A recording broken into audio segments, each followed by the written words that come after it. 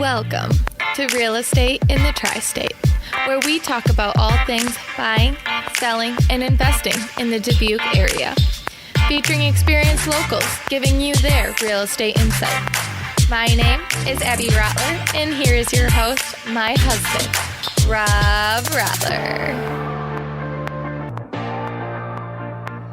Alrighty, welcome back to another episode of Real Estate in the Tri-State. Today's guest is guest number 19, and he is most notably and importantly a commercial credit analyst at F&M Bank in Anamosa, Iowa. He received his bachelor's degree from the Wartburg College in 2018, where him and I played football together for 4 years. I'm excited. We're going to hopefully chat briefly about football at some point. But he's an absolute beast with numbers and spreadsheets and one of the most helpful Math 101 partners a guy could ask for. We took Math 101 together with Dr. Meyer, with an I, back at Wartburg many moons ago. Ladies and gentlemen, welcome to the show, the great and powerful Trevor Hulett. Trev, thanks for being on the show, man. Hey, appreciate it. It's a long-time listener, first-time caller. Yeah. This is going to be fun. I love talking about finances and real estate. Yes. It's just it's interesting how many people can get into it. Mm-hmm. Doesn't matter what you do, where you're from. It's just people hustling. Yeah. It's awesome. I am freaking excited, man. And you can see here, I got my Wartburg football memorabilia on the table, and we're excited to go. We are unofficially sponsored by Busch Light today. We're going to have a couple of those and just enjoy our time in the studio. I'm excited to go. And so as we kick it off here, a little football pun, tell us a bit about yourself so we can get to know you better. Yeah, so I grew up in Springville, Iowa, and from there, graduated in 15 from there, and really wanted to continue my athletic career. Wasn't ready to give it up. Loved the team aspect of everything, and decided to go with Wartburg, and obviously because they're just champions at the time when I was there. The best in the biz. Probably the second best season that ever happened before I went there. Oh, questionable, yeah. 12-1. Oh, dude. Yep. So that had to be exciting when you were, you were spotting out different colleges you wanted to play at. Yep. In 2014, I would have been a sophomore, and you would have been looking for a college. Yep. That had to be exciting to see. Yeah. My visit game was that Loris game. Oh, God. the foot snow on the ground. Stomping. Yep. Oh. I think it was 35-0 at the first quarter. So. Oh, that was insane. Yep. I always like I have a buddy at work. He's actually my mentor. Aaron Healy is a diehard Loris fan. And I always remind him of that game. If he starts talking a little smack, It's funny. Just nothing harsh. Loris, good college, good Dubuque college, but just had a tough time at that old football thing. Yeah. At least recently when we were there. Yeah. Anyways, moving on. So you decided to go to Wartburg. You want to play some more football. Yep. Originally, when I was in high school, I thought I was going to be a physical therapist is what I was thinking. I wanted to stay around sports and stuff, but as I got into my junior and senior year of high school, I interned at my local bank for the summers, and one of the things that just resonated with me was the president at the time was just helping people financially achieve their goals is almost as satisfying as feeling like your own goals. So as you build up other people's goals, it just makes it's a great feeling to help them achieve those things, whether it be their first home, new car, starting a business. I mean, those things, seeing people strive for their goals and help them reach it, and then eventually have that pay off and help them along the journey, I was like, this is pretty awesome. And I'm good with numbers, so let's get it going. We know that. Yeah. We know that from Math 101. We partnered on quite a few little homework assignments there, and you were definitely the brains of the operation. That's cool, and I really like that you say that. That was a golden nugget right there, folks. Already talking about why you wanted to get into banking, like seeing other people's goals, helping them reach their goals, like that is such a cool like driving force as to why you got into it.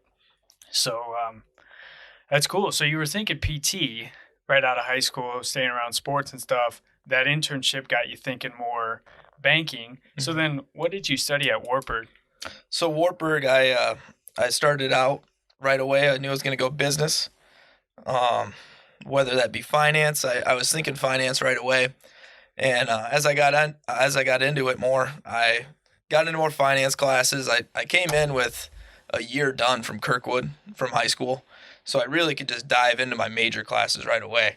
So I got into my accounting classes, which I later just minored in.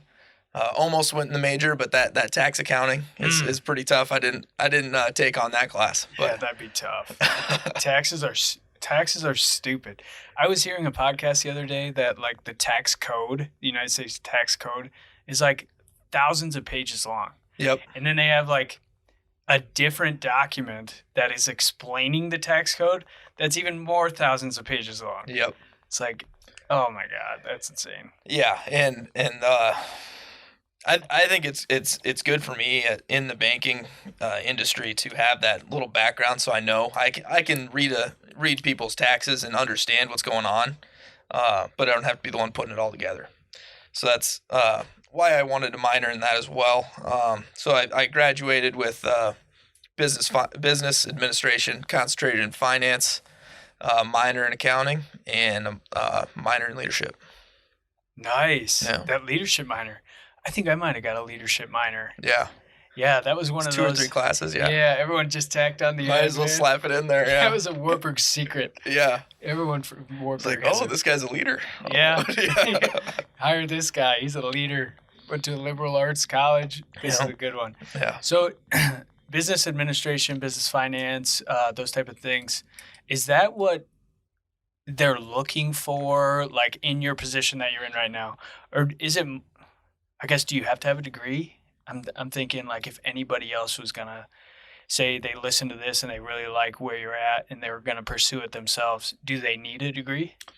Or So a lot of these banks are going to be looking for finance stuff because you're going to need your basic knowledge of balance sheets, income statements, cash flows.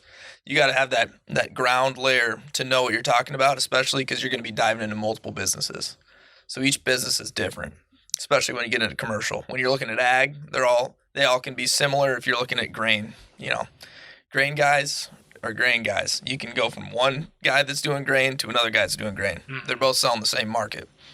When you get into rentals or, somebody owning a retail store or something like that, they're selling to a completely different customer base every time.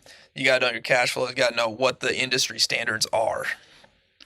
nice. So to get back to your question, you could, I bet back in the day, there was a lot of school hard knocks guys that learned a lot from people that were in the bank. Now there is kind of that ceiling, I think, when you have a degree. But I think if you have the aptitude for it, a lot of banks would encourage you to go back to school and maybe do it part-time as you're going. Yeah. I think as you get into banks, a lot of banks love retaining people because say you start out as a teller, customer service representative, whatever you want to call it. You have the ground knowledge as what a bank does, how a bank operates, and it operates a lot different than other businesses.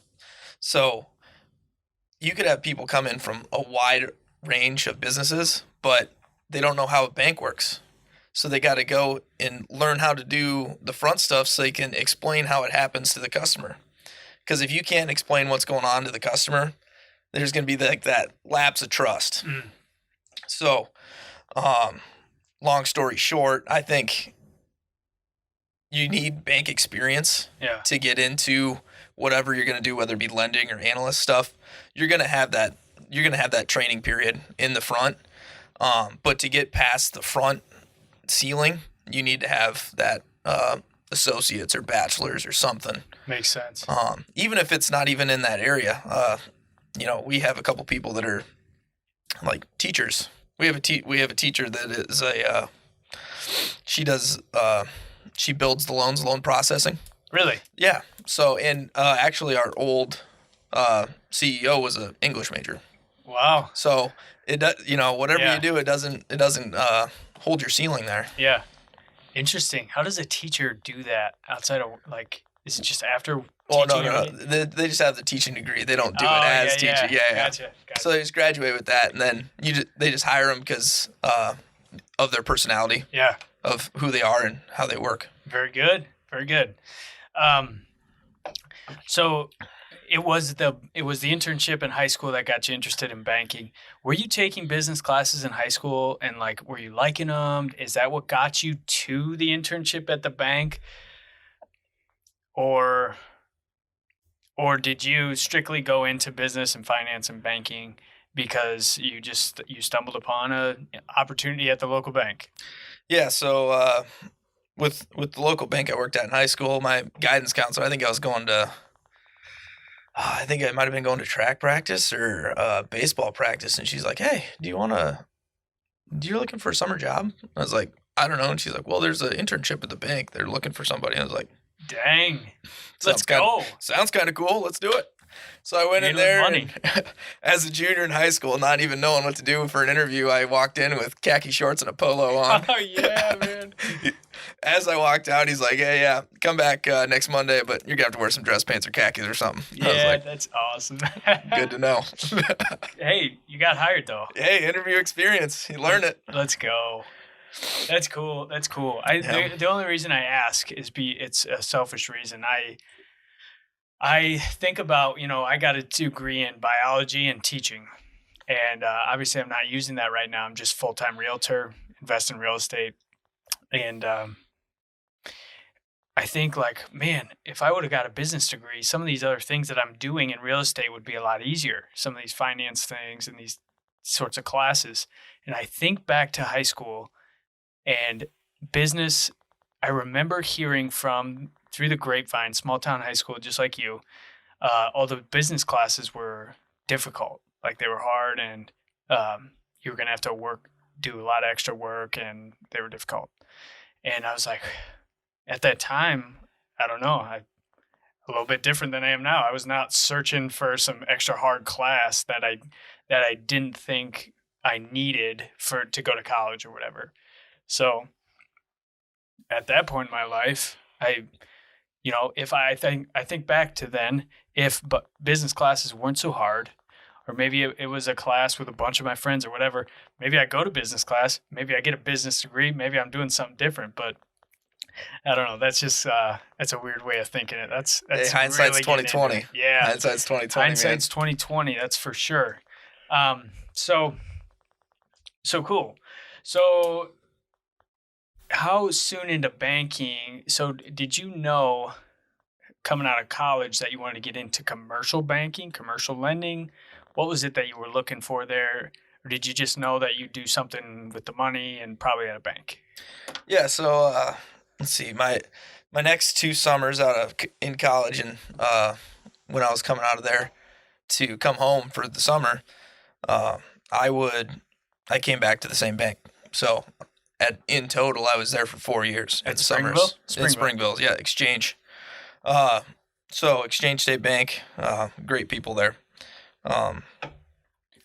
Tyson Jacoby was the president at the time, and he encouraged me to keep coming back. He played football in college too, so he was big into that, and we always talked about that stuff. But oh yeah, yeah. They want your body type behind the counter just in case a bank robber comes in. Yeah, we tackle their ass.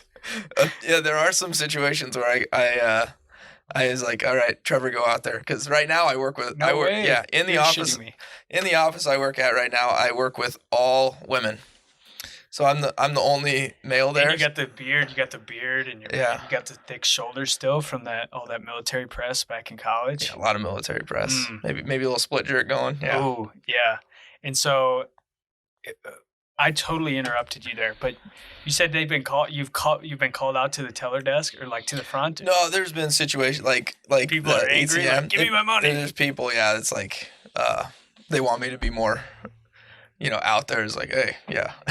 Hey, get Stick out my of here! nose out. No, we're not going to give you $1 million. We actually have there's a bar right next to our bank that has some unruly people sometimes. So Yeah. if we need to, they'll park in our parking lot. So we need to hey, get out of our parking lot. And they send you for that, baby. Sometimes, That's why you got to keep the beard. Like some of these jobs out there, you got to shave your beard. Like police officers, at least in Dubuque, they have to shave. They have to be clean shaven. Some military positions, most military positions, all of them. Your position, they're like, Trev, you got the job. You're gonna stay here. We like you, but you got to keep the beard. So good. So no bank robbers so far. No bank robbers, no. Do you have plans for that though? Like you have. Yeah. Wow. Oh yeah. There's definitely rules in place. I would never want to be the person trying to rob a bank. Oh, dude. And especially I was just talking to Abby, my wife, a few days ago about that same thing. I'm like, you don't ever really hear about it anymore. And it's like in today's day and age, cameras everywhere. Like it would just be a disaster. Yeah, and with all the security measures and I wouldn't say instantly, but within probably an hour, the FBI is going to be there. Yeah. So when you get to that point, it's a manhunt. Mm. So yeah, it would not be a smart idea. Anyone listening out there who's thinking about robbing a bank, stay away from F&M Bank. You're gonna have a D lineman, former college D lineman, tackling your ass. Don't turn your back. I'm coming in hot. So okay, so talk about there's security in place. Yes, absolutely. What would be like? You gonna ask me how to rob a bank? I'm gonna ask you how. Like it's not gonna happen. Like how's it not gonna happen? I waltz into F&M Bank with a mask on. Everyone's got a mask nowadays. But we're talking about a full mask. How is it not gonna happen? Like what do you guys have in place? Like do you have like this secret like hidden switch that you flip or? There. I don't know how far in detail I can go on this. I know. That's why I'm hesitant to ask. It's like I don't know if we can do this. But to say that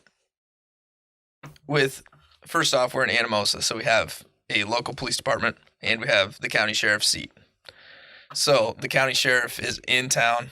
There's going to be deputies strolling around all the time. I would say probably a response time for a bank robbery in Anamosa is going to be, but I mean, they're going to be hyped up because that's got action, boys. Yeah, exactly. So, and it's a small town. Yeah. Pop on the cherries, and they're going to be there I bet the police office is 2 blocks away. Yeah. And the courthouse is 3 or 4. So we're talking not a good spot to rob a bank. Yeah. So even if you're getting out, by the time you walk out of the door, I'm going to go up to the door and lock it so no one else can come in. And then you're driving away, I can see what your vehicle is. So at that point, there's probably somebody in the area. They're going to see your vehicle going on a chase. Mm. And if that doesn't happen, we still have the FBI coming in, and with all their knowledge and all that, I don't see that happening. Not going to work out. No. So are you trained to like give them the money? Yeah. And let them go. Give them the money, let them go, and call the cops or like flip the switch or whatever it is you got going. Yeah, well, obviously the last thing you want is for anybody to get hurt. Right. So yeah, there's insurance in place for banks and stuff. Yeah. So at the end of the day, probably going to catch the car. Yeah. Probably going to get our money back. Right. But and when you think about money too, it's like so much of it, like there only so much of the total money in the United States or whatever in the world, whatever, is paper. Right? Yes. So like in the rest of it, you guys don't carry, maybe you have $100 million in loans. I don't know. I just threw a number out. You're not going to carry $100 million in cash. You're not going to have $100 million in your safe, right? No. You're only going to have, 10% or 20, 30, whatever it is. So it's really, at the end of the day, if I was a teller, I'd just be like, yeah, just take it here. You know, somebody's going to catch you. You're an animal. So like, not a big deal. Yeah. I doubt that there's ever really like holdups. Like I bet that it used to be a big deal, but no, nowadays it's just not. Yeah. And the fact that if you robbed a bank close to Anamosa within 20, 30 miles, there used to be a thing where people would rob banks and then they'd go to the next town and rob that bank. So they'd double up, triple up. In one swing. In one day. Swing. Yeah. Where the hell did you learn this? This is interesting. I'm like, this is awesome. Keep talking. Yeah. So now, like, if a bank gets robbed, all the police call all the other banks around. Doors locked. Everything locks up. Done. So you're not going to rob another bank. Yeah. That's for sure. You're only going to get away with whatever the cash is in the register. And just think about You're not going to get away. Yeah, just think about all these small town cops that are, oh, we got a bank robber today. Like, they're going to be hyped up. They're going to be alerted. And you're going to have so many police officers / national agents with the FBI that are looking for you. And it doesn't look like a good picture for the person robbing. It's not going to be a good day. No. Cool. So let's get rolling into the real estate. What got you interested in real estate? I know, so right now you're a commercial credit analyst, so you do a lot of stuff with real estate. What got you interested in that? And I mean, where did it all start for you? I think the thing that interests me most about real estate is that it's a finite resource. So you get into a lot of these things that, we can produce more, or we can build more. Manufacturing wise, we can go build it. Somebody else could go build it too. But when you get into real estate, nobody's making more land. You know what I mean? Right. So to see that, really, I feel like the value is only going to go down depending on what the market does. So value going to go up? No, if the market, like real estate, if it ever goes down, it's because the market's down. Oh yeah. Yep. You know what I mean? Yep. So it's eventually going to bounce back. If you look at our historical market, every downturn it's had, it's came back and almost gotten record. Yeah. Within a decade. So that perks me up when I talk about real estate, and also the fact that my senior year of college, when I rented a house, it just kind of pissed me off that I'm paying someone else to own something and make money off of me. I do not like it when people just like make money off me. Yeah. Because I feel like, it's like, dang, I wish I had a job so I could, if I wasn't playing football, maybe like I had a job and I could buy a house for a year and flip it and sell it or something like that. That'd be sweet. Can you imagine doing that? Have the cabin boys live in there, tear it all up for a year. That'd be tough to come back from. I'd have to get some good padlocks for the weekends on that. That's funny that you say your senior year of college. Same thing for me. Like senior year, moving off campus, paying rent. We always sat around, me and 4 other roommates, we'd sit around, we'd be like, man, we're all paying $330 times 5. This guy is stacking off. What is that? 1,500 plus another 150. That's 1,650. The landlord was getting from us every single month. Yeah. And the property was worth, I don't know, maybe 100, 125K. The mortgage on it was probably 600-700 at most. We might have been paying double what his mortgage was. Yeah. And so it was like same thing as you. That was that point where I really realized, like, dang, like this is a good investment for the guy who's owning this. Yeah. Yeah. So I was like, oh wow. It would be okay, you're not doing it. You're doing something when you own real estate, whether it be you're paying a property manager, or you're the one that's going to go fix a water heater, or you're the one that's going to go fix a furnace, or any of these issues, and you got to go collect a check unless they're going to mail it to you. So you're doing something, but relatively, if you have a nice house, like a well-kept house that has decent appliances in it, and good renters, that's basically, I mean, I don't want to say free money, but it's free money. It's free Once money. you put money up front, like, it's just, you're making money off your money. It's just like investing in a company, but at the same time, you're investing in yourself. Mm-hmm. So it's really, if you find a property that you'd like and you're an avid investor, it's basically, instead of investing in a company, you're creating a company, invest in yourself, and, where are we going to go from here? It's your decision. Absolutely. Love it. So what do you do as a commercial credit analyst? What's your day-to-day look like? Yeah, so we have four lenders in the Delaware, Jones County region. And as a credit analyst, I look at all the commercial credits that would come across the table. So anything that would be,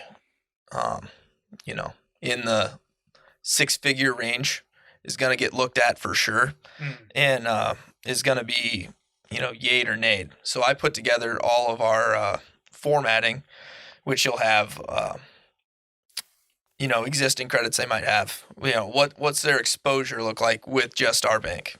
So how exposed is the bank? So to flip it a little bit, when you're buying something, you're ready to buy it and put on the asset side.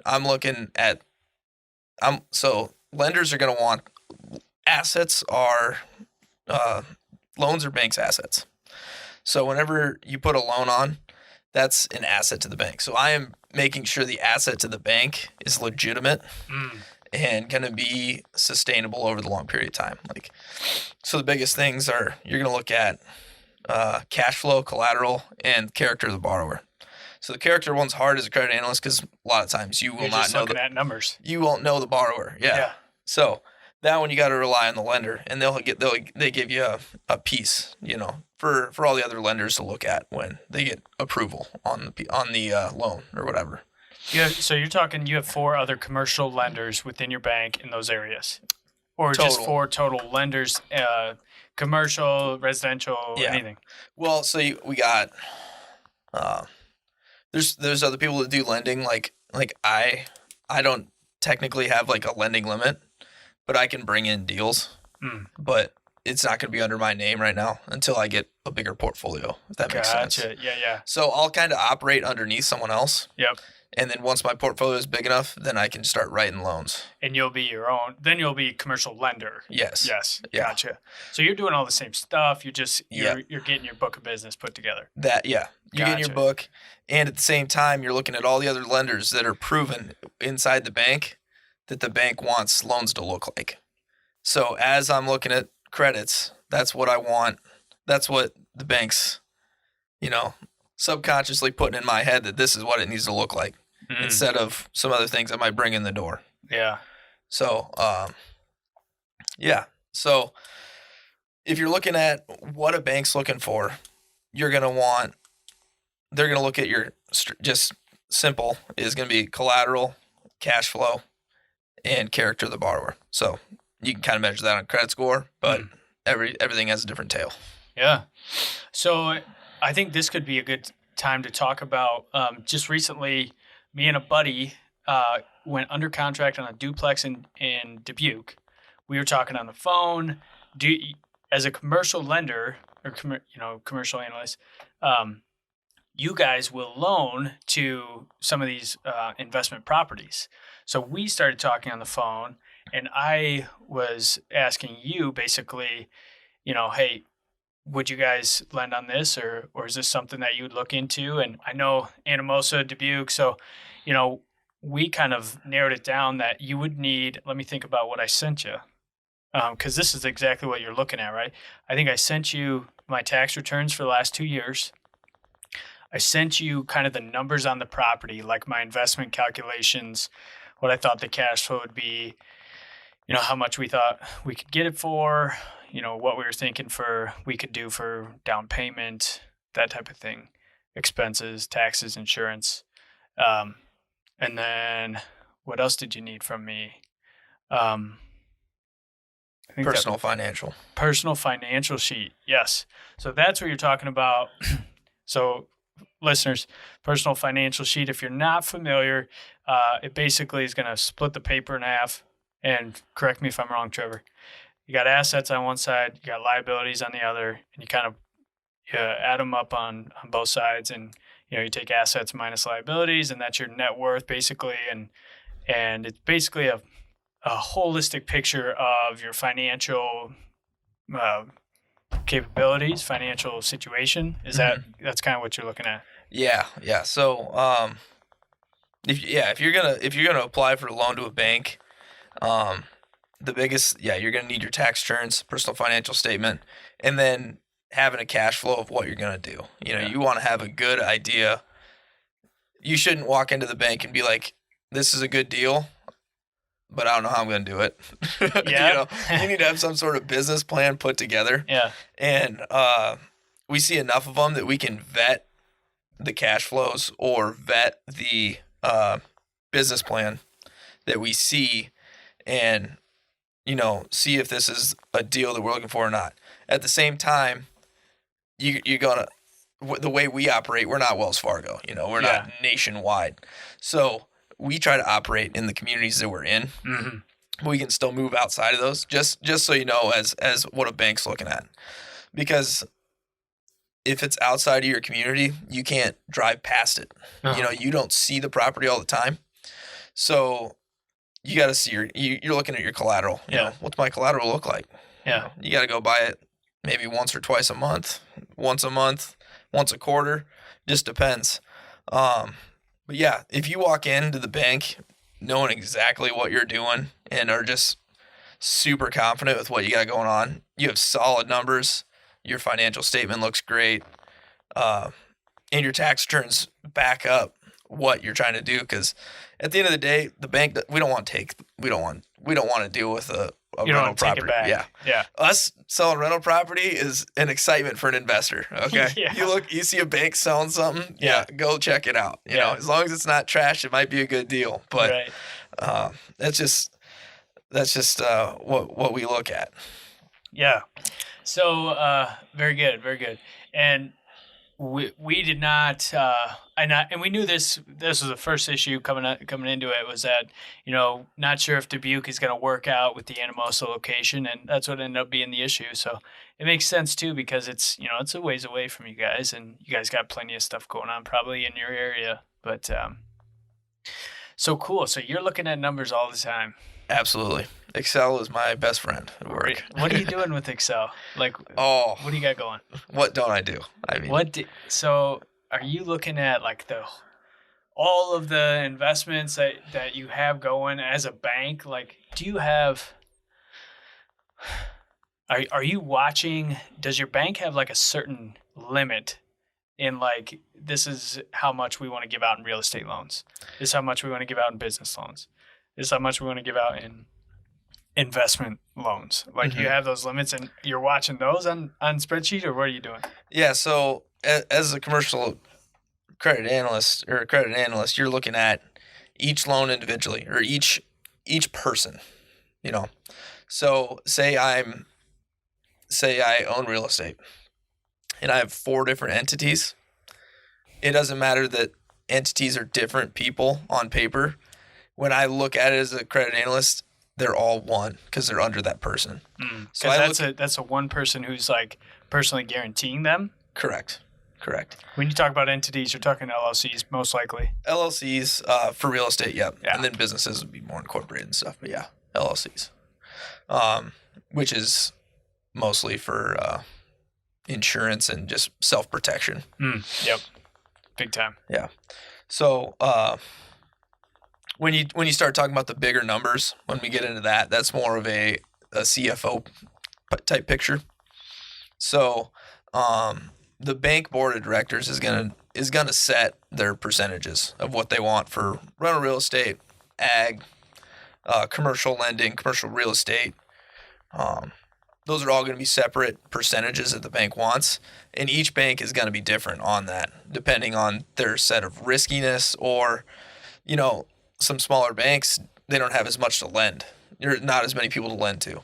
So they might be 30% lend out. So when I say lend out, I mean, You have your assets, which are the bank's loans, and the liabilities are deposits. So it's backwards. You think about it. Say it again. Say it again. Yep. Say it again. So deposits are liabilities and loans are assets.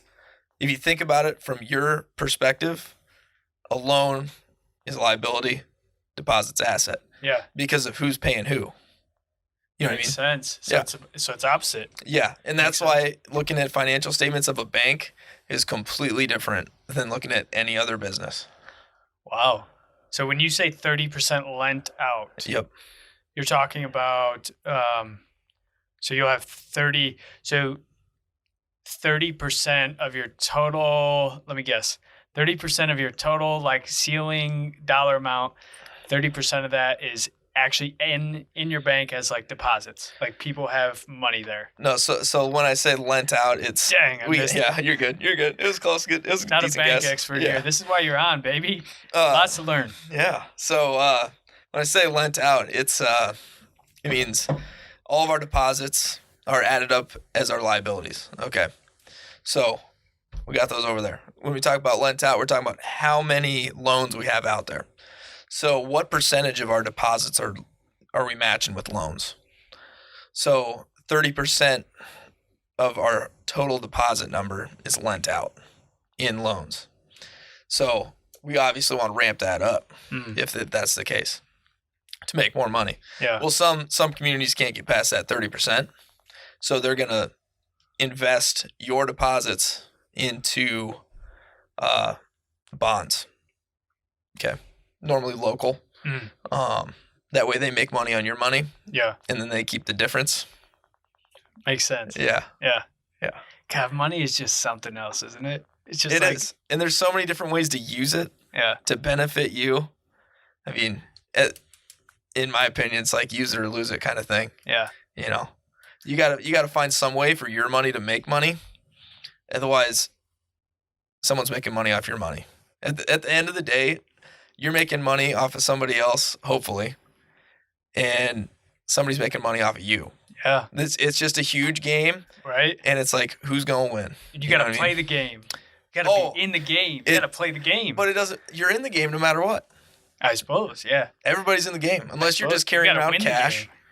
If you're just carrying around cash, then you're just a sore loser. You know what I mean? If you are sitting, listeners, if you have like 50 to 100 grand just sitting in your bank account, you're not winning the game. Call me. You need to call Trevor. You need to call me. You need to call somebody. You need to get your money working for you. It's like they're like each of them are like little ants. Every little penny is like an ant. You got like an army of ants. That's a great analogy. You got to get these things working. Like they need to get them out there and have them working for you while you're sleeping or something. Call Trevor. Yeah. So love talking about it. Yeah. Every day. Interesting. So and it's cool that you have you've been at two different banks because now the way you're talking, I can hear you. It sounds like you have a kind of a better picture of like here's what banks are. Here's not just like here's what our bank is, but here's how the banks operate. That's pretty sweet. So what do you really like to, when you're doing commercial credit analyst stuff, do you like to look at businesses? Do you like commercial real estate more? Do you like investment property? What do you like about each one, I guess? Yeah, so I think one of the biggest ones that if you're just going to look at, we want to look at things that people are invested in. So your prime deal is going to be somebody that has a lot of capital. Their personal financial is just amazing. They're going to guarantee it. And talk about here's an opportunity. Sorry, I keep interrupting you. You're good. I apologize. Not a good host. Who's the number? You don't have to say names, but what's like the number one financial statement you've seen at your bank? You're like, dang, this guy has got it going on. I've seen someone that's almost over 100 million before. Ooh, Jesus! They play the game and they're good at it. That's crazy. That is nuts. $100 million. Yeah, that is so much. And at the end of the day, it takes money to make money, man. So if you're sitting there not using it, you're hurting yourself and someone is making money off you. Like right now, I just think about how many people are renting that have the opportunity to buy a house, because if you haven't bought a house before, you can almost do 0% down. Like you're going to pay a little money. You're going to have titling fees and stuff. But to think about spending less than $5,000 to invest into your personal growth financially, I feel like that's a no-brainer. Now, there's things that inhibit you, whether it be credit score and stuff, but that's a different topic, whether that's just into people not being financially knowledgeable. Yeah.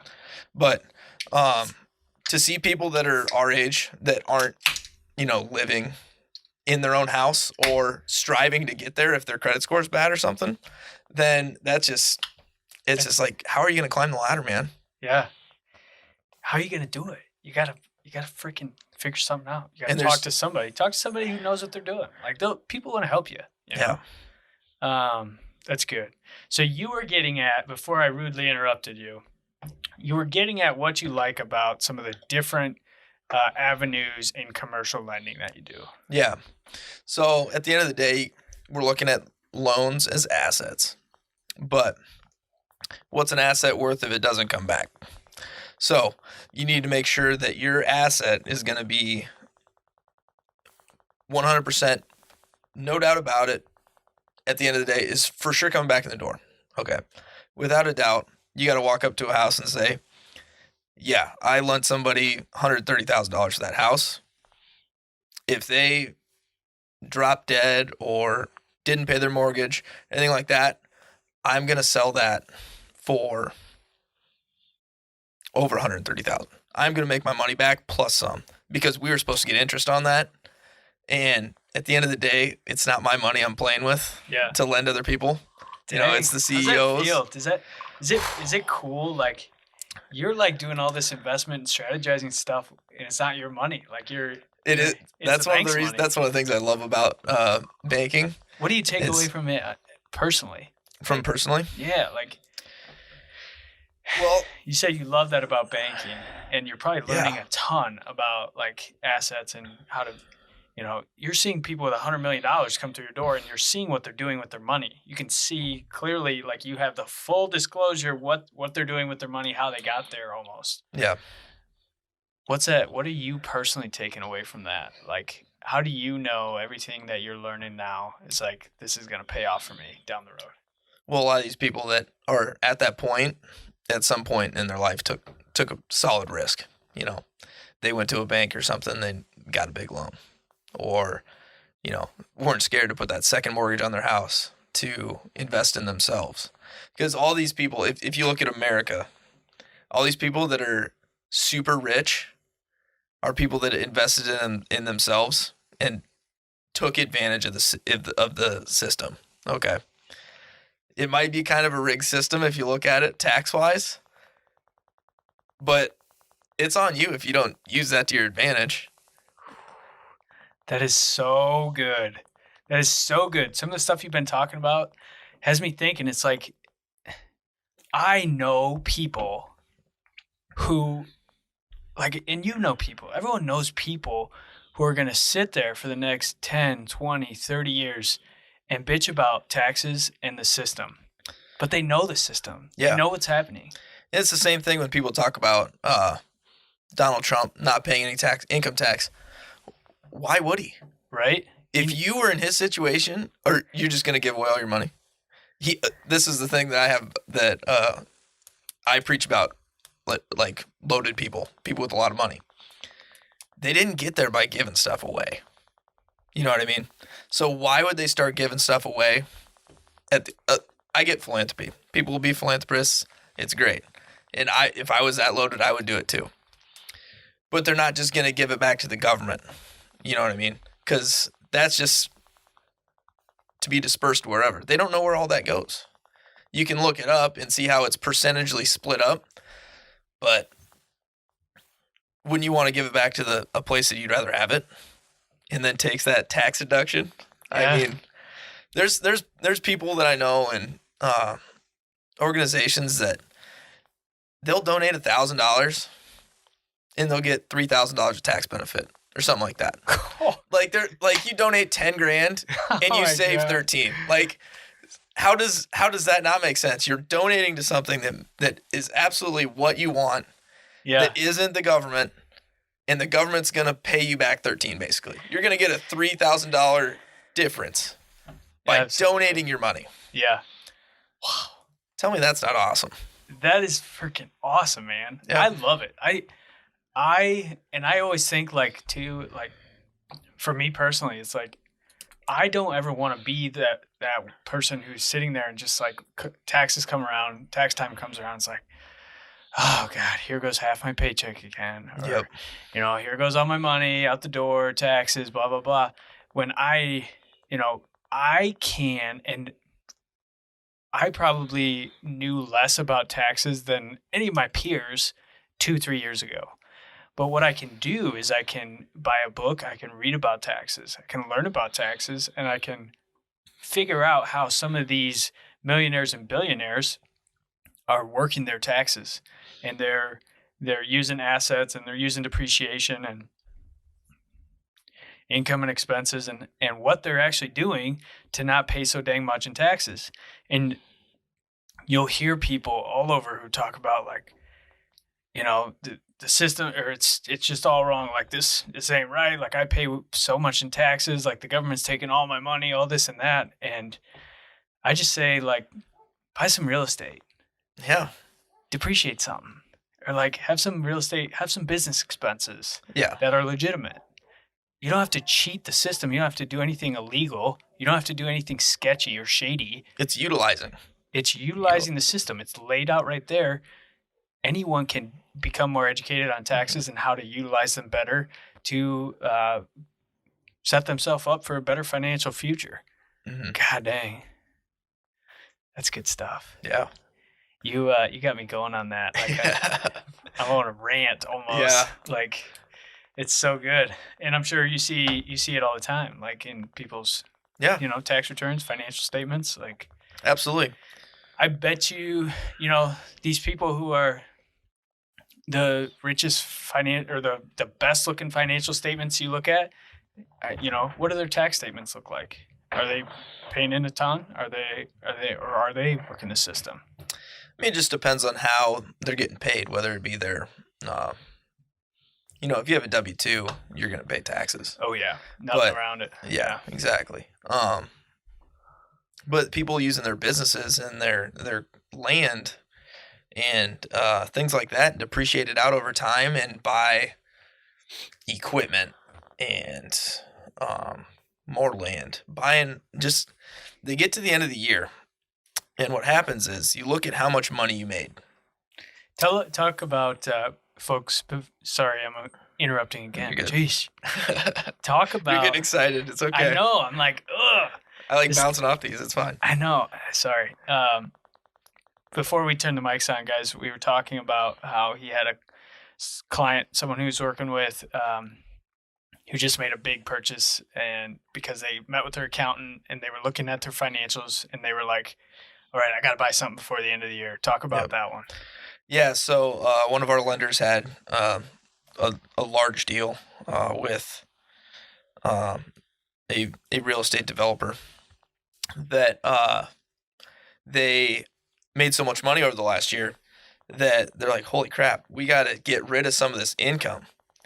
So we're not really getting rid of it. We're just putting it somewhere else. That's how you got to think about it. Shove it in your other pocket kind of thing. So in order to do that, they bought a hog building to negate that with depreciation. They can do that. It's sped up depreciation, accelerated depreciation, where instead of doing it over 30 years, they could do it over 10. So now we're talking about, they're going to be spending a lot of money on this hog barn, but in the long run, they're saving themselves more money than what they're spending. Right now they're saving themselves money, and then at the end of the day, they have an asset. Why wouldn't you do that? It makes your financial statement look so much better. Now these are cases when we're talking about people that are hitting the top tax brackets. The fun cases to talk about, right? Oh, the people that have that kind of money is just like, oh, there's so many different avenues we can go. Let's figure something out and let's play around with some money a little bit. Yeah. You know?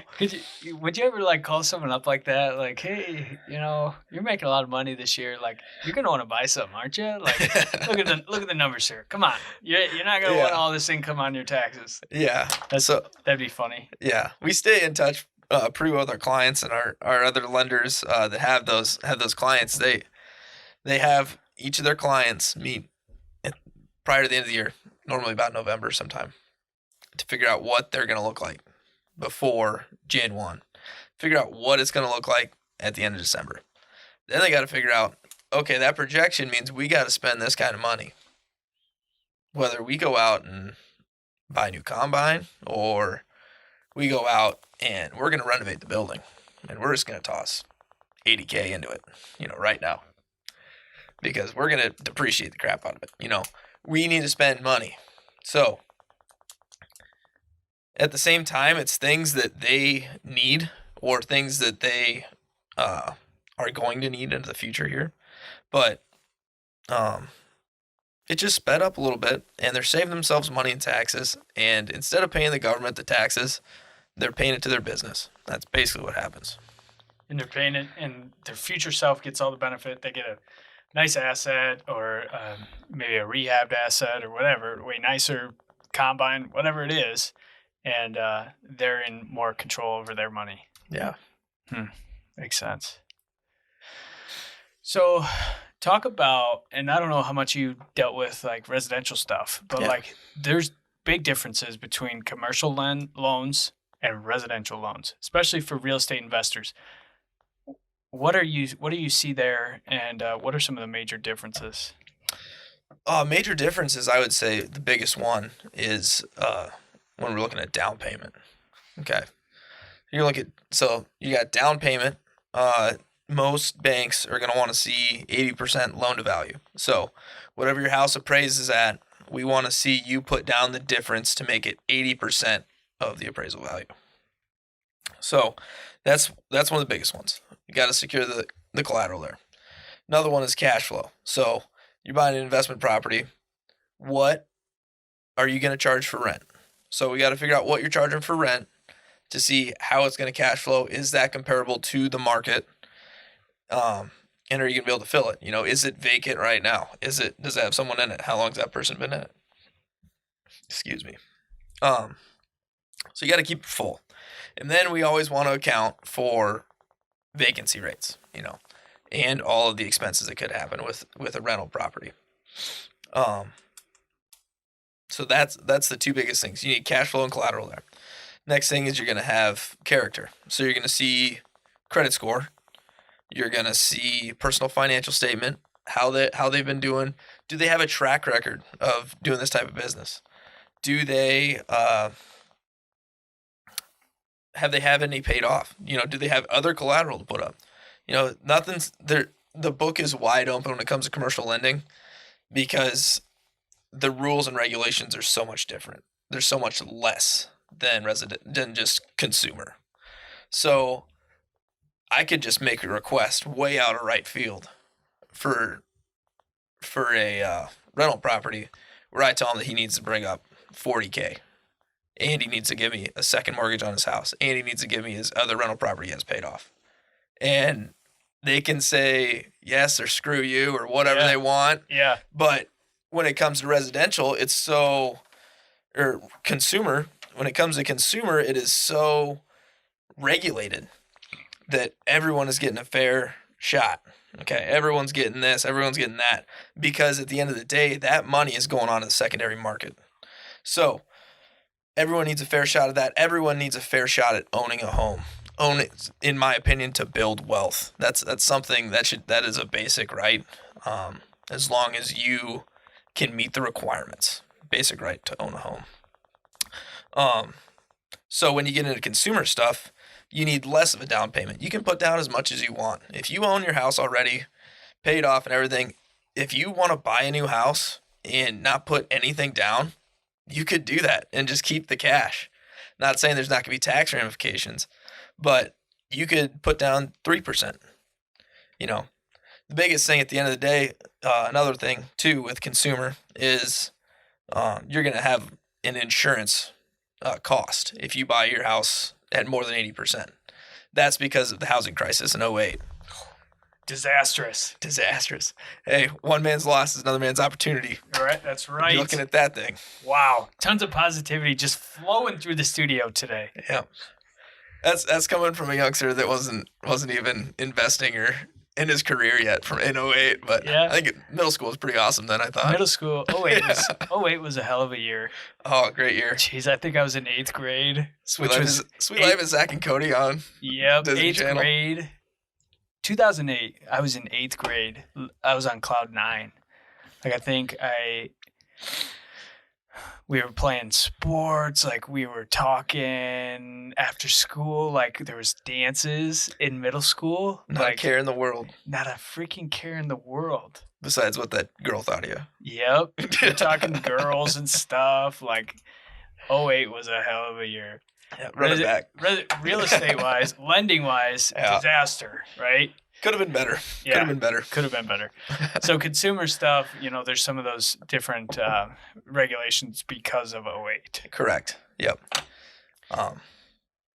The people just weren't getting vetted enough on what they had.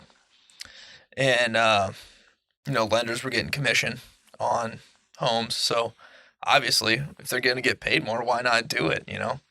If the person can so-called buy it, you got somebody that's just bartending that owns 4 houses that doesn't do anything but bartend. Like, who knows? And they don't rent those houses out. They're not rentals. They're just their houses. That's not sound investment. Not good. Yeah, I've heard some horror stories from back in the day. Definitely. Not as much around here, but I'm talking about Florida. Yeah. Yeah, I always show this. Check this out. I have been chomping at the bit to use the TV here in the studio a little more. I always show this graph to people. And I feel like I've referenced this. Oh, come on. I need to rotate screen. Right click. Rotate clockwise. No way. Look at this. A freaking wizard over here. Work with it all the time, buddy. Look at this. So I always show people this. People who are watching, if you're just listening, what I'm doing is I'm showing Trevor a graph. It's on the screen here. And it's showing the housing price index since 1970. The source is FHFA. It's basically the feds. And it's showing basically, how houses have increased in value since 1970. And I always show this graph because look at '08. Look at what happened. Late '07, '08. Nationwide, the nation saw this huge crash in the value of their homes. In Iowa, and especially Dubuque County, we did not see that. This graph here is showing basically, again, listeners, since 1970, there was a lot of appreciation up until about early 2000. Then in the United States, nationwide, we saw a ton of appreciation through the middle of that decade, and then '07, '08 just crashed. In Iowa and Dubuque County, it was just more so slow and steady. Not quite as much appreciation, but not as much up and down. And so I always show this to people. You just said not so much in our area. Mm-hmm. Absolutely. Check it out. Like, the assets in our area did not take a huge crash from that crisis back in '08. And I think this kind of comes back to the fact that, I don't know, from my philosophy that it's not even a philosophy, it's a fact. Nobody's making more land, At the end of the day, look at our population growth as a world, as a country, just as an area. Yeah. At the end of the day, even if we go into a recession, people have to live somewhere, So owning land and owning rental houses or anything like that, people are going to have to live somewhere. And if you own land, at the end of the day, you're going to be able to either build houses for other people and sell them and grow your wealth that way, or rent it out to people. There's always going to be people that don't want to own or cannot own. So at the end of the day, there's going to be people that are going to be renting. Yeah. If you just go to worldometers.info/world population, there are literally like our coronavirus. This is coronavirus live action here. The world population is going up like a person every quarter second. It's ridiculous. We don't have any more land. No more land's coming. Real estate, the value of real estate is going to go up. Especially if you think long term. If you're in their 20s or even 30s, 40s, whatever. Oh, think about this number then, dude. Dude, think about it. Oh, talk about blowing your head up, man. Yeah. That is an unbelievable number. It's ridiculous. Something's got to be done. And the other thing too is like I don't know if you can say that. Something's got to be done. I don't know if I can. There we go. Hey, I don't know if we have rules. I don't know if we have rules in the studio. Rob Rottler Skyscraper Apartments coming to you in Dubuque. Coming to a town near you, Anamosa, Iowa. Check it out. Anamosa, Iowa is gonna get a 20-story building coming in with apartments. Dude, that's what I think though. When I watch this world population, like I think about small towns in Iowa. It's like they're gonna and I mean, even if you look at the population of a lot of small towns, they're getting smaller. A lot of people are moving towards cities, and some people argue it's changed a little bit since coronavirus. But like real estate, the value of real estate is without a doubt going to be up in 30 years, and that's all I care. Well, like it don't matter. Like yeah, and it's gonna cash flow. Like I tell people, I try to talk to people about this like so often. I think people are like, "Yeah, Rob, you're freaking crazy." Here's the deal. Like, if you can buy something and you can figure something out, like, there are people, everyone probably knows somebody who's got some extra money in a shoebox or sitting in their savings account. Like, you can figure out the money. If you can figure out a way to buy a cash flowing asset, it's going to make you money now. It's going to make you money next month and the next month and the next month. And it's going to appreciate over time. Yeah. You're going to be paying down your loan. You're going to have tax savings. Like, it's just such a good investment. Mm-hmm. And that world population, it's still going up. Yeah. It's insane. Yeah. And we're going to have to occupy Mars, really. We need Elon Musk. Exactly. Elon, we know you're listening. Come on. We know you're listening, Elon. Get in the studio. Come on. Come on. I want you to blow my mind, Elon. Come on. Yeah. God, I can't imagine. It would be so cool to interview him. Oh, that'd be quite the question panel. Oh, okay. He'd be asking them back to you, and you'd just be like, Yeah. That's a great question. Great question, Elon. So I better get this off of this TV. What if YouTube comes after me again? Oh, you're right. They're gonna take it down. Get my logo up there again.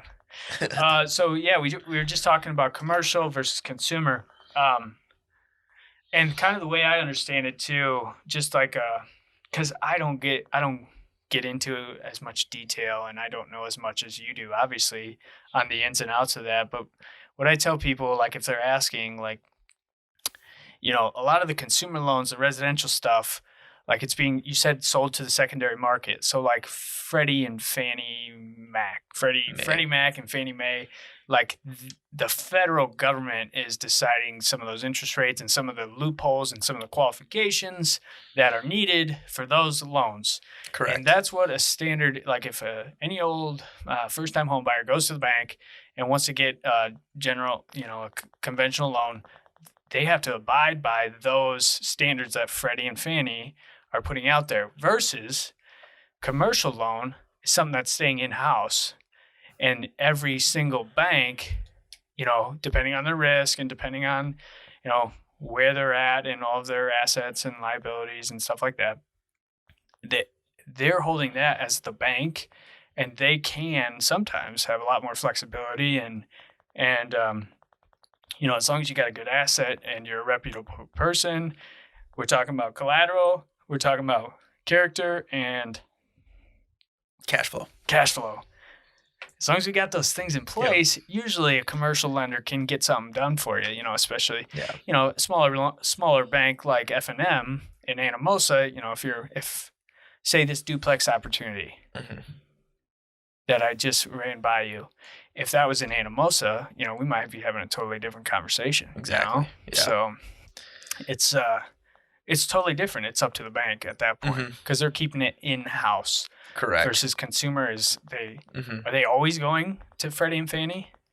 Consumer, they don't have to. You can do consumer in-house. Yeah. But for the benefit of the consumer, so as a credit analyst or loan officer, you want to see the people that you're working with succeed.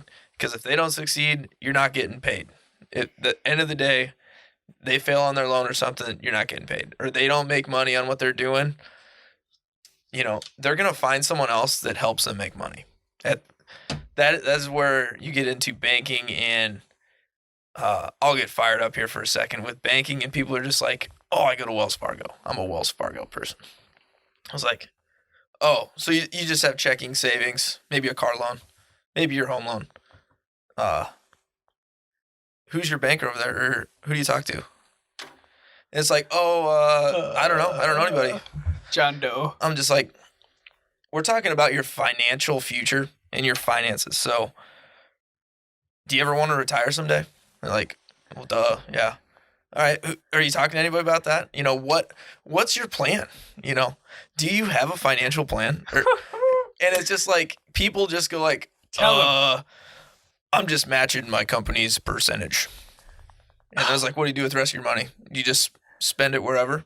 Or are you saving any? Are you investing in the stock market? Are you doing any sort of investments? What are you doing with your money to better yourself? And a lot of people don't want to hear those hard questions, where they just want to be like, yeah, I'll give you the money. Oh, thank you for this loan. That's great. See you next year when I need money. You're like, no. As a bank where I work at, is we want to be involved in the whole process. Whether you're somebody that doesn't need any money at all, you just have boatloads of money. All right, we'll store it for you. We're going to figure out a way to make you better. And you go ahead and go tell everybody else that we're helping you. I freaking love that. Yeah, we are not in the business of thank you, we'll see you next time you're in. We want to help people get better. Don't get me wrong, there's people that come in with just deposits and savings or whatever, but at the end of the day, we want to, as a loan officer, if we bring in clients, you're going to be in contact with us all the time. Wow. I don't know a single Anamosa resident who is hearing that last minute. Rewind that last minute, folks, if you can. Listen to that again. Go find Trevor Hulett at F&M Bank. Help you out. I don't care if you want money or not. This guy is going to help you out. Dang. I love that you reference Wells Fargo, too, because I always tell people, majority Wells Fargo, U.S. Bank, all these big banks, do you even know the person that you're going to talk to when you walk in there? Yeah. And if you don't, and you might know a teller or two, but not to say anything bad about tellers or anything, but they're not going to be able to help you with a loan or something like that, where you're building your financial future. Some might. There are some tellers out there that are like super smart with it and know what they're doing. But if you walk into a normal Wells Fargo, if that person knows what they're doing, they're probably in a different office. I love it. Yes. Anyone who's listening, if you're looking to buy a home, you're looking to buy an asset, start a business, get a car loan, make investments, talk to somebody local.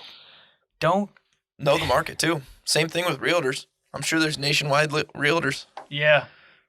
Probably. That'd be tough. It'd be hard. I guess yeah. I don't know. I don't know the realty market. I know there's realtors. There's lots of realtors who have licenses in many different states, which if you live in Dubuque, it makes sense. That makes sense. Wisconsin's right there. Illinois is right there. But I know I listen to podcasts. There's realtors in many different states. Find somebody who knows the local area to help you out with your money, with your real estate, with these. There's people out there who want to help you, like Trevor. End of the day, just find somebody that is going to spend the time for you. Yeah. Because that's the greatest asset we got. Nuggets all over, man. It's good. It's good stuff. Well, hey, man, I don't want to keep you all day. This has been freaking fire from the start. But I suppose we better roll into some of these closing questions. Yeah. Here we go. I did not ask you before. What's your favorite book? This one's a tough one. Just because there's quite a few of them out there, and I have a couple on my shelf ready to get read. But What do you got? What do you got? After listening to the last two podcasts, prepping to come to this one, I want Rich Dad Poor Dad bad. That one is one I'm gonna have to read.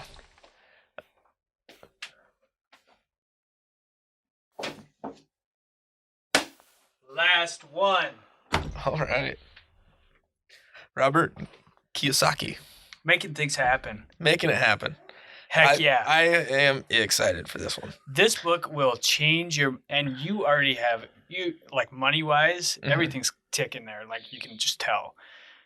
You already have it figured out. But this is freaking a mind-blown, just a mindset change. Like you probably won't take a whole ton of tactical stuff from that will help you, Rich Dad Poor Dad. But it's a mind switch, like switch your mind. And you already said it. You already said get your money working for you. That's kind of the main point. But like you just got to read it. Yeah. That's like that's like the number one book I recommend to someone who's who's trying to work on money mindset or works around it. So yeah, but if I had to pick one, it'd be the Make Your Bed. Oh, you know what I'm talking about? Explain. Make Your Bed. It's I think he's a Navy admiral that went through SEAL training, and he just talked about basic and how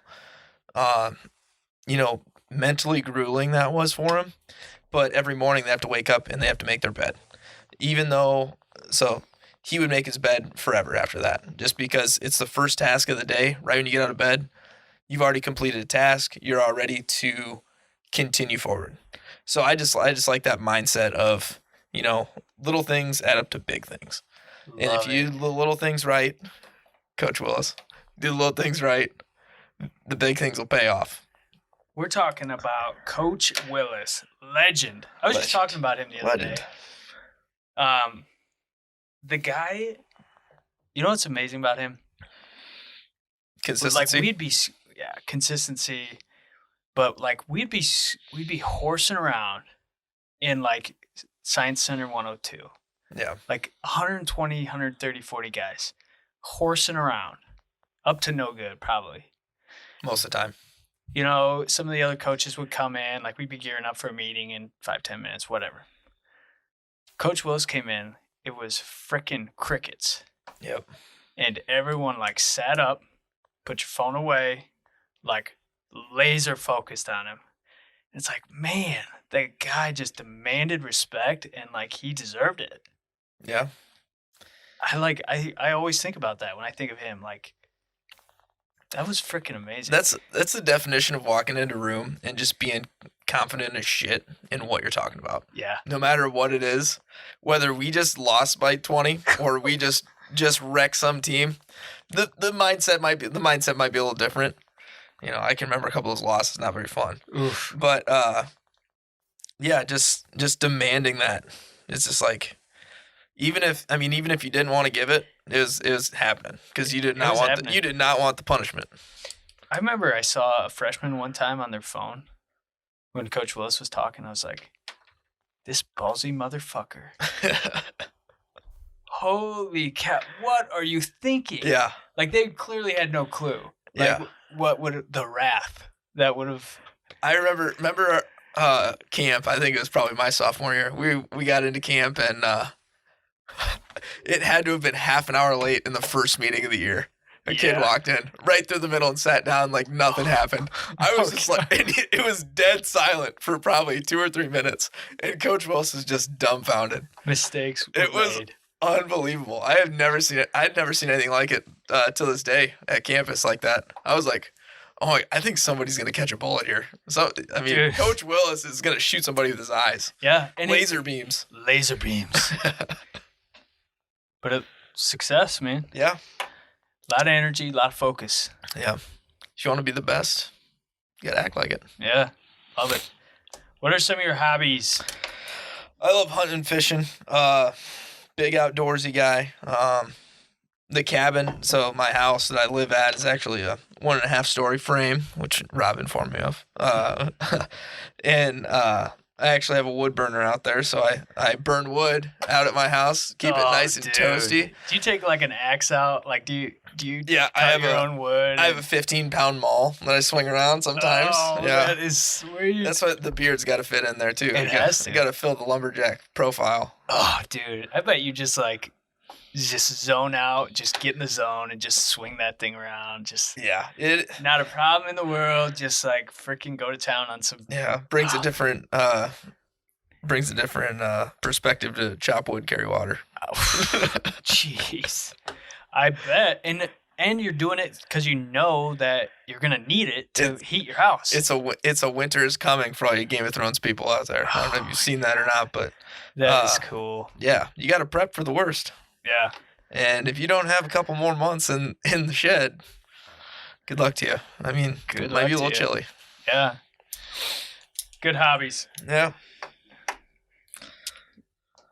If you had to point to one thing you either learned, developed, or were just born with that makes you successful or will make you successful, what would that be?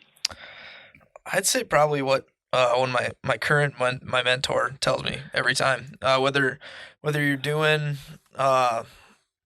volunteer work or just your everyday life, whatever you're doing, just do the right thing. You know, have the mental strength to just do the right thing every time. Just do the right thing. Good things happen to the people that do the right thing. Things will pay dividends if you do the right thing. You take care of other people, they'll take care of you. Things will happen in a positive manner for your life. I freaking love that. That is so good. I haven't. This is episode number 19. No one said that yet.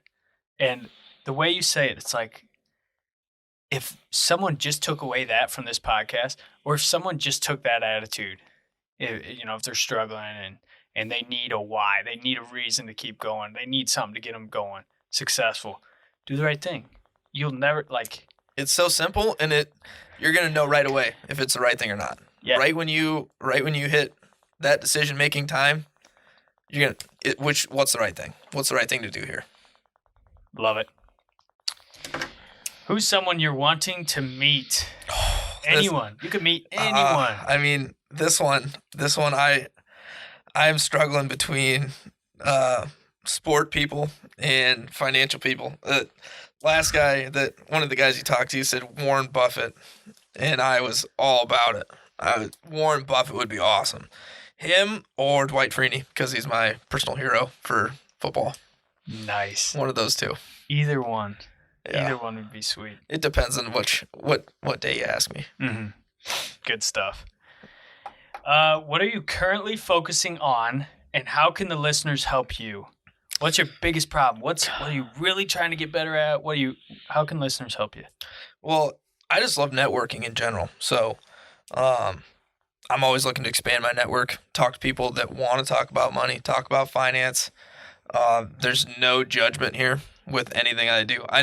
There's people that I've helped and I talk to that have just tough credit scores, put themselves in bad situations, whether it be student loans or credit debt.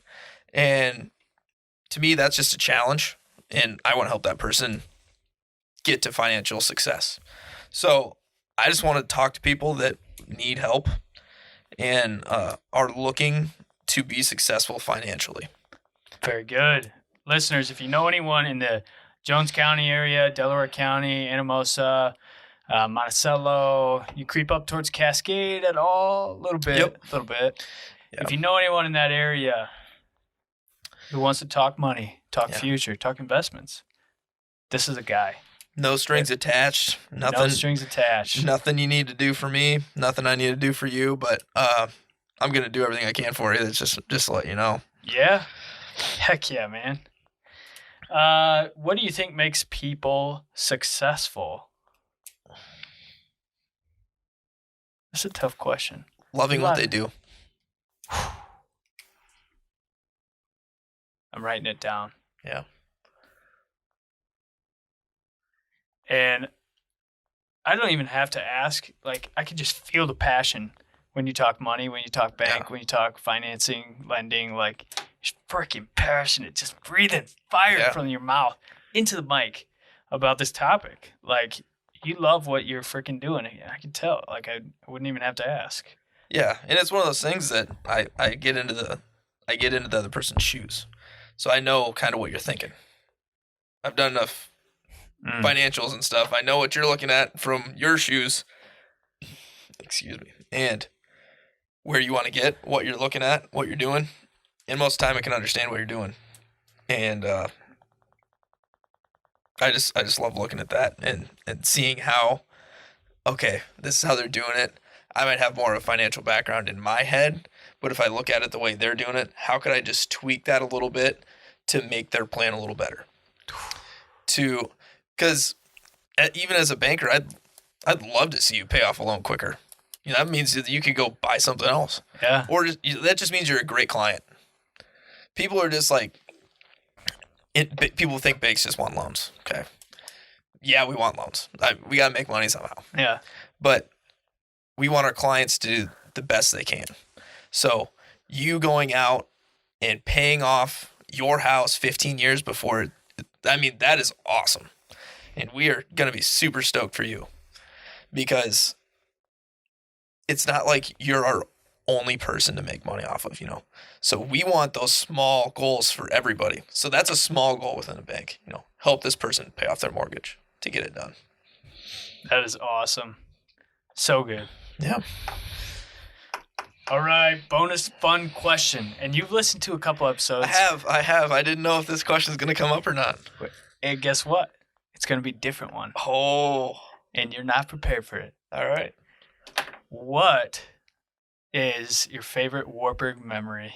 Oh. I don't know if I can do this. Oh, my goodness. Yes. Oh, let's see. Oh. Maybe, okay, I'll word it differently. What's your favorite school-appropriate Warburg story? Oh, God.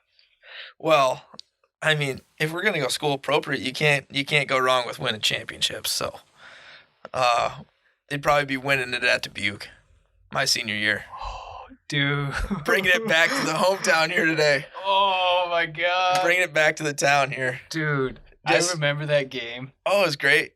I was there. It was a chilly one. Dude, and you've been out at Wartburg a couple of years now. Mm-hmm. I have never been so excited as a fan at an event ever. Seeing some of my favorite country artists live action did not even compare to watching the Knights take on UD at UD in 2018 for all the marbles, baby. All the marbles. That doesn't happen often in the ARC/IAC. That does not happen when it comes down to the last game. It really doesn't. Yeah, that's one of the only times it really comes down to these two are playing head-to-head for the championship. There's no championship game in the league. Oh, so God. Coming down to a championship game last week of the year.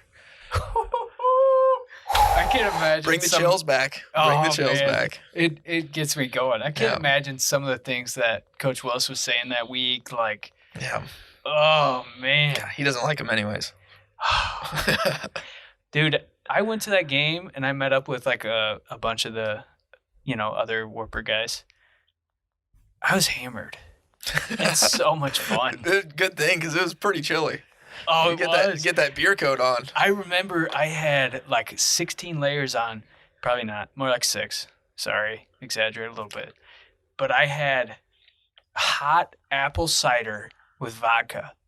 And I had a warm thermos in my coat. It was keeping me warm. I was able to sip on it a little bit during the game. Oh, man. And then the Knights won. I remember going down on the field. Knights win the championship at UD. I'm down on the field. I think I sloppily gave Coach Willis a huge hug. I was like, oh my God, I'm so excited. Oh man, that was fun. Yeah, when we were taking a picture with that trophy, it was stainless steel screw on bolts at the bottom of it. Yeah. And the trophy basically fell apart when me and Hud and Roddy were holding on to it. So I had to put the trophy back together on the field. Yeah, it was kind of funny. Wow. What a day. Good times. Alrighty, Trev. This has been outstanding. I've had a ton of fun. It's been great reliving some of these memories, and I'm just freaking jacked up that you've been here. You also should look into some other podcasts. You have like a voice, like you have a good voice for the mic. Welcome to the Thunderdome. Yeah. That is so good. Like, you got a good voice for it. I wish I had that voice. Like, boom.